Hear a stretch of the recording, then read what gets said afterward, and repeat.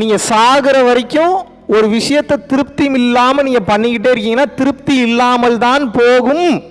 மீண்டும் இந்த திருப்தியை நோக்கி இந்த மனம் இயங்கிக்கிட்டே இருக்கு. இதில் கிடச்சிராதா, இதில் கிடச்சிராதா, இதில் கிடச்சிராதா, அதில் கிடச்சிராதா, இதில் போனால் கிடச்சிராதா, அதில் போனால் எதுலையும் கிடைக்காது.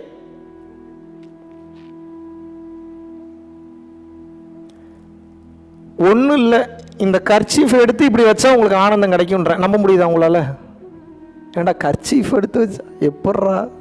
அது அப்படித்தான் மனம் ஓடிக்கிட்டே இருக்குல்ல. ஃபோக்கஸ் பண்ணி இந்த கர்ச்சீஃபை நான் பார்த்து இதை எடுத்து பாருங்கள், எடுத்தோன்னே எனக்கு ஃபீல் ஆகிடுச்சு உள்ளுக்குள்ளே. சீரியஸாக சொல்கிறேன். கிருகிருன்னு மேலே ஏறுது எனர்ஜி. அப்படியே ஃபீல் பண்ணி இந்த பக்கம் கொண்டு வரேன். ஆனந்தமாக இருக்குது. இன்னும் நான் கொஞ்சம் ஃபோக்கஸ் பண்ணால் உருண்டு பிறண்டு அழ ஆரம்பிச்சிடுவேன். ப்ளிஸில் வச்சுருவோம் கர்ச்சீஃப் இங்கேயே. கிருகிருன்னு ஆயிடுச்சு. ஒரு செகண்டு, ஒரு 2-3 செகண்ட் ஃபோக்கஸ் பண்ண கை எடுத்தோடனே இங்கேருந்து ஒரு எனர்ஜி விறுவிறுன்னு உடனே மேலே ஏறுது.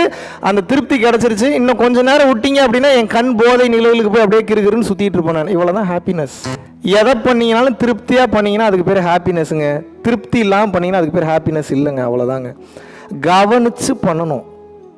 எல்லா ரகசியமும் எல்லா தத்துவமும் ஒரு இடத்துல தான் ஒளிஞ்சிட்ருக்கு. என்ன தெரியுமா? கவனித்து பண்ணு, அவ்வளோதான் மேட்டர். மிகப்பெரிய ஆன்மீக ரகசியம் ஒன்றே ஒன்று தான், கவனிச்சு பண்ணு. ஏன் நீ பண்ணுறதுக்கு வரல, பண்ணும்போது அதில் ஒரு ஆனந்த அனுபவம் கிடைக்குண்டா, அதை என்ஜாய் பண்ணுறதுக்காக வந்திருக்க. நான் ஏன்டா அதை என்ஜாய் பண்ணணும்? நீ அதை என்ஜாய் பண்ணாதான் அதை பெருசுன்னு நினைப்ப.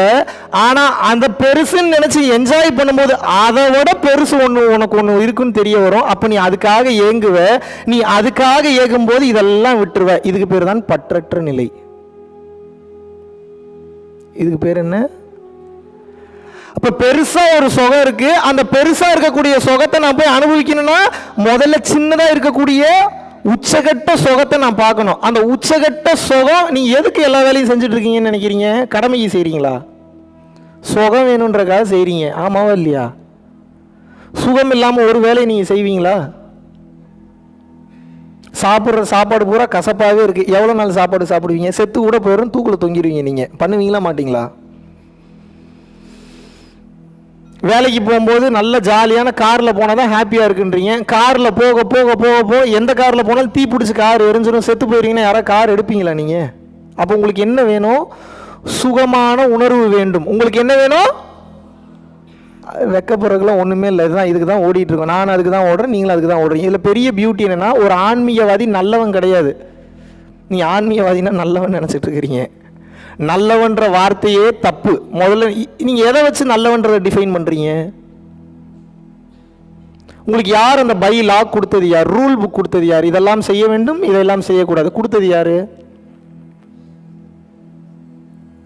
உயர்ந்த கட்ட மகான்கள் சிவானந்த பரமஹம்சர், வள்ளலார், சல்லல்லாஹு சலம், இயேசுநாதர். இவங்களுக்குள்ளே கருத்து வேறுபாடுகள் இருக்கு. இவர் சொல்றது அவர் சொல்ல மாட்டார், அவர் சொல்றது இவர் சொல்ல மாட்டார், இவர் சொல்றது அவர் சொல்ல மாட்டார். யாரை ஃபாலோ பண்ணுவீங்க நீங்க? எதை உண்மைன்னு எடுத்துப்பீங்க? எந்த தத்துவத்தை சிறந்த தத்துவம் நினைச்சு டிராவல் பண்ணுவீங்க நீங்க? எனக்கு புரியலையே. ஒன்றை விட ஒன்று எப்போதும் சிறந்ததாக இருந்து கொண்டே தான் இருக்கும். இப்போ மேட்ரு எது சிறந்ததுன்னு போகிறது கிடையாது, எதில் எனக்கு திருப்தி கிடைக்குதுன்றது தான். அவ்வளோதான் மேட்ரு. புரியுதா? கனெக்ட் பண்ணிக்க முடியுதா நான் சொல்கிறது? இதை விட அது சிறந்ததா, அதை விட அது சிறந்ததா, அதை விட அது சிறந்ததான்றது இல்லை இங்கே கேம். இங்கே கேம் எது? என்னை எது திருப்திப்படுத்துது? இவ்வளோதான் கேம். எது திருப்திப்படுத்தும்? எல்லாமே திருப்திப்படுத்தும். எப்போ திருப்திப்படுத்தும்? கவனத்துடன் செய்தீர்கள் என்றால் அது திருப்திப்படுத்திவிடும். 1 செகண்ட் போகும் அந்த ஹாப்பினஸ். நீ ஏங்குறீங்கல்ல, அது எங்கேயோ, அது எங்கேயும் இல்லை, அது உங்களுக்குள்ளதான் இருக்கு. இப்போ இந்த கர்ச்சீஃப் மேட்டர் சொன்னல, அது எடுக்கும் போது இந்த ஆனந்தம் வெளியே இருந்து உள்ள வருதா இல்லை உள்ளுக்குள்ளேயே இருந்து வருதா? கரெக்டாக பேசணும், யோசிச்சு பேசணும். அப்படியா? அப்படியா? என் கேள்வி நல்லா கவனிக்கணும். இந்த கர்ச்சீஃபை எடுக்கிறேன்னு சொன்னேன், எடுத்து 2 செகண்ட் நான் ஃபோக்கஸ் பண்ணும்போது பிளிஸுக்கு போகிறேன். இந்த ஆனந்தம் வெளியில இருந்து உள்ள வந்து ஏறிச்சா இல்லை உள்ளுக்குள்ளேயே இருந்து மலருதா? அப்படியா? நம்பலாமா? கன்ஃபார்ம் பண்ணிக்கலாமா? நீங்க என்ன சொல்றீங்க? வெளியே இருந்து வருதா உள்ள இருந்து வருதா? Very good. அது உள்ள இருந்து தான் வருது, அது வெளியே இருந்து வரல. அப்ப என்ன அர்த்தம்? அறிவு கட்ட முட்டா பயலே, சந்தோஷம்ன்றது வெளியே இல்ல, சந்தோஷம்ன்றது எங்க இருக்கு? இப்ப மேட்ரு என்னன்னா, எப்படி டேப் வெளியே கொண்டு வரதுன்னு தெரிய மாட்டேங்குது உங்களுக்கு.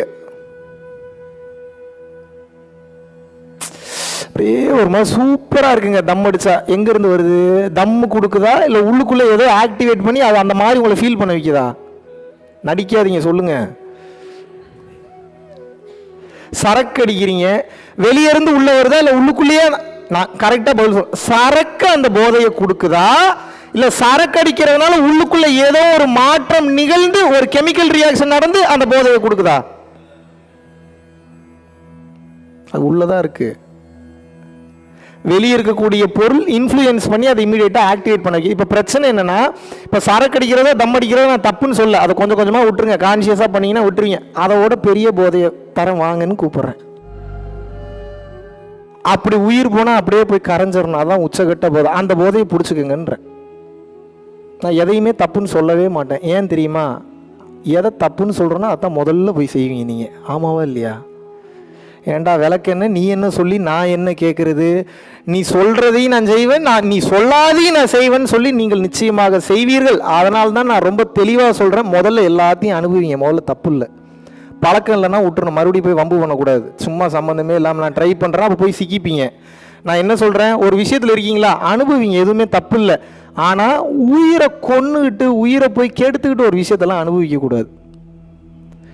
ஹாப்பினஸ்ன்றது என்ன அப்படின்னா, உள்ளுக்குள் இருந்து நடக்கக்கூடிய some kind of chemical reaction is called happiness.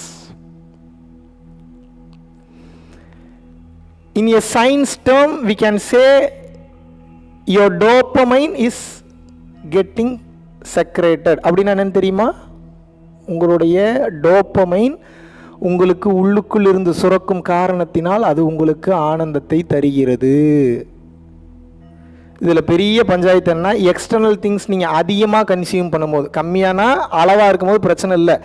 அதிகமாக கன்சியூம் பண்ணும்போது என்ன ஆகும் அப்படின்னா, ஒரு சயின்டிஃபிக் ரிசர்ச்சே சொல்லுது. நான் சிகரெட் அடிக்கிறதையோ இல்லை மற்ற போதைப் பொருள் யூஸ் பண்ணுறதையோ நான் ப்ரமோட் பண்ணல. நீங்கள் தெரிஞ்சுக்கணும், ஒருத்தன் எக்ஸசைஸ் பண்ணாமையே இருக்கான், உடலுக்கு எந்த உழைப்பும் கொடுக்கல, ஆனால் சிகரெட் அடிக்கிற பழக்கம் இல்லை, டீ டோட்டலராக இருக்கான்னு வச்சுங்க, 50 வருஷத்தில் செத்துருவான்.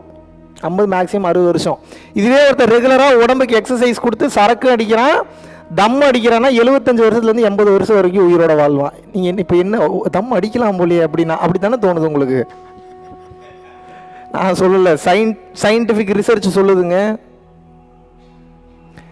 இதுவே நீங்கள் உங்கள் பாடியை ஹெல்த்தியாகவும் வச்சு, தம் அடிக்காமல் சரக்கு அடிக்காமல் ஹெல்த்தியாக வச்சு பயிற்சி பண்ணி வேறு லெவலில் உங்கள் உடம்பை நீங்கள் ஹாப்பியாக வச்சுக்கிறீங்கன்னா உங்கள் பாடி எப்படி இருக்கும்? வேறு லெவலில் இருக்கும். எங்கேயோ போயிடுவீங்க.